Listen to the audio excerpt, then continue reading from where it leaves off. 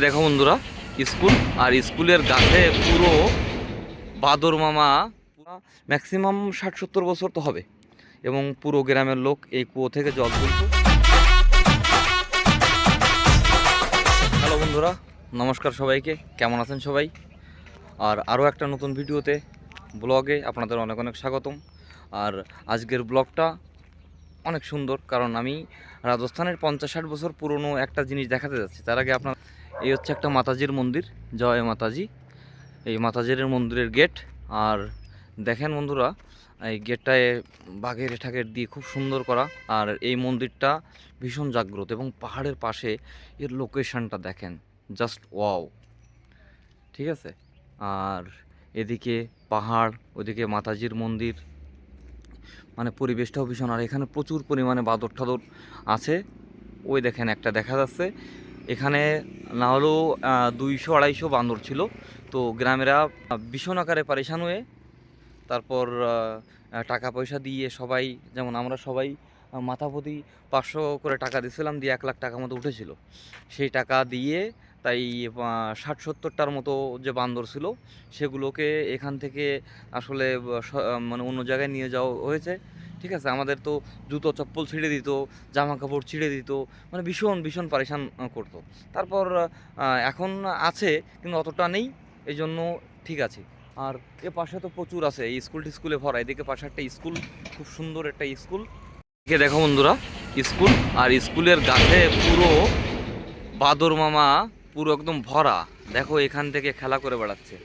আর এদিকে দেখো স্কুলে কি সুন্দর বাচ্চাদের খেলার ব্যবস্থা করে রেখেছে, কত সুন্দর দেখেন। আর আমার আমার এখানে লোকেশনের ভিউটা, এই পাশে পাহাড়, আর এদিকে পাহাড়, অসাধারণ, জাস্ট অসাধারণ, মানে বললে হবে না। আমার এখানকার পরিবেশটা যে এত সুন্দর। এদিকে মেন রাস্তা, গেটটা কত সুন্দর। এখানে মাতাজির মন্দিরে মানে দেখা যাচ্ছে প্রতি অমাবস্যাতে প্রচুর প্রচুর লোকের ভিড় হয়, প্রচুর লোকজন আসে এখানে। আর এই হচ্ছে সে মাতাজির মন্দির। এই ভিতরে এখন ভিতরে যাচ্ছে না, আপনাদের অন্য দেখাও মাতাজির মন্দিরটার এই আরেকটা গেট, খুব সুন্দর। আর আপনাদের যে বিষয়টা আমি এখন দেখাতে যাচ্ছি সেটা হচ্ছে মানে রাজস্থানের একটা মানে ঐতিহ্য বললে চলে। কারণ রাজস্থানে সবাই জানে জলের ভীষণ অভাব। ঠিক আছে, তো সেই কারণে আগে যখন 50-60 বছর আগে থেকে লোক কীভাবে জল, খাওয়ার জল বা সব জল কীভাবে নিত, কী করতো, হ্যাঁ, সেই জিনিসটা এই দেখেন। এই যে কুয়ো এখনও থেকে গেছে, যদিও বা এখন এটা ব্যবহার হয় না, তারপরেও আসলে থেকে গেছে। আর 50-60 বছর আগের কুয়ো, তারপরেও এত সুন্দর করে করা, চারিপাশে সুন্দর, কীভাবে জল তুলতো। আর ভিতরে এতটা গভীর তা বললে হবে না, প্রচুর প্রচুর গভীর। ঠিক আছে, তো সেই বিষয়টা আমরা সেই কুয়োটা দেখাবো আপনাদের। তো কেমন লাগে অবশ্যই জানাবেন। সামনে দেখতে পাচ্ছেন এই কুয়োটা। আর এইখানে এই কুয়োটা ম্যাক্সিমাম 60-70 বছর তো হবে, এবং পুরো গ্রামের লোক এই কুয়ো থেকে জল তুলতো।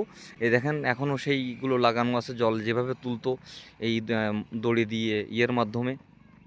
আর দেখেন কত সুন্দর করে চারিপাশে মানে পাথর দিয়ে, কারণ রাজস্থানে তো পাথর, তো এখানে তখন তো ইটের ব্যবহার ছিল না।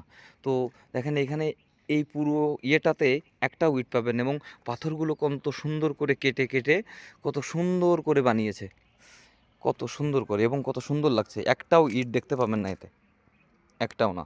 এবং দেখেন কত সুন্দর লাগছে কুয়োটা। ঠিক আছে, এখানে জল তুলতো সবাই, এখান থেকে নিয়ে এরা কুয়োর জলই খেত। ঠিক আছে, তো এই হচ্ছে সুন্দর, কি সুন্দর, মানে মনে হচ্ছে যেন এই পাথরগুলো কেউ মেশিন দিয়ে কেটেছে, কিন্তু তখন তো মেশিন ছিল না, সব হাত দিয়ে সুন্দর করে কেটে কেটে কি সুন্দর করে একদম এইগুলো বানানো, পাথরের কত সুন্দর কুয়ো বানানো। আর এদিকে দেখেন কি সুন্দর লাগছে, আর কুয়োটার গভীরতাটা দেখেন। আর দেখেন ভিতরে এখন এটা ব্যবহার হয় না, এখন এটা কবুতরদের জন্য, এখন এটা কবুতরদের আয়ত্তে চলে গেছে।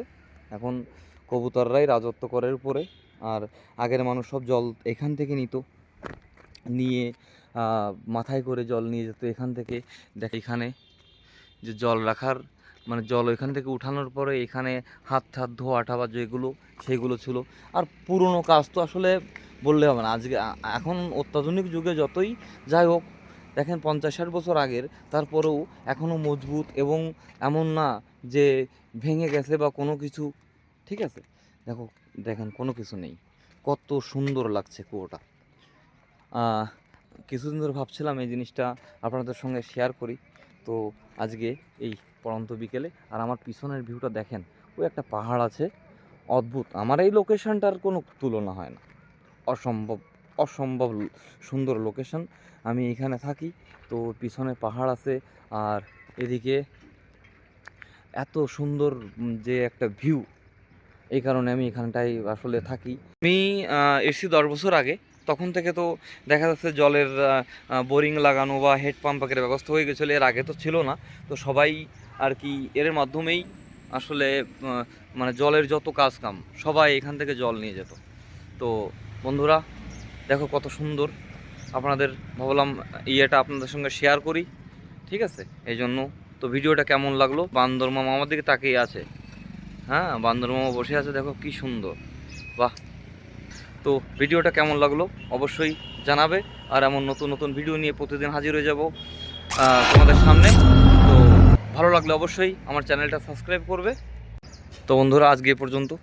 তো অবশ্যই নেক্সট ভিডিওতে আবার দেখা হবে। তো ভালো থাকবে ততক্ষণ, আর আমার ভিডিওগুলো কেমন লাগছে অবশ্যই কমেন্ট করে আমাকে জানাবে।